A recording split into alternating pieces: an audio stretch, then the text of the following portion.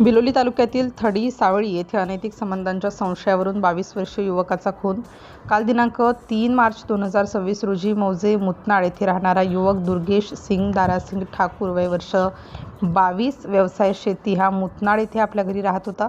सकाळी ठीक 5 वाजता दुर्गेश सिंग या युवकास काही लोकांनी बळजबरीने थडी सावळी येथे घेऊन जाऊन ज्योतिषासोबत अनैतिक संबंध आहेत असे म्हणून गंगासिंग ठाकूर यांच्या घरी घेऊन जाऊन लाथाबुक्क्यांनी व केबल वायर यांच्या सहाय्याने 7 ते 8 लोकांनी दुर्गेश सिंग ठाकूर याला बेधुंद मारहाण केल्यामुळे त्याचा सकाळी 8 ते 9च्या दरम्यान खून करण्यात आला.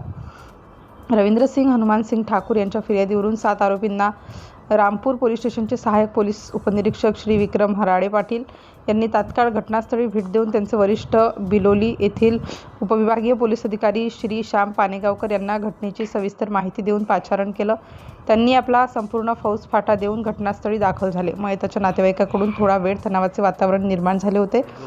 पोलीस लगेच हस्तक्षेप करून जमावांना व नातेवाईकांना पांगविण्याचे काम सुरळीतपणे पार पाडले. वरील सर्व आरोपी रामतीर्थ पोलीस स्टेशन येथे जेरबंद आहेत.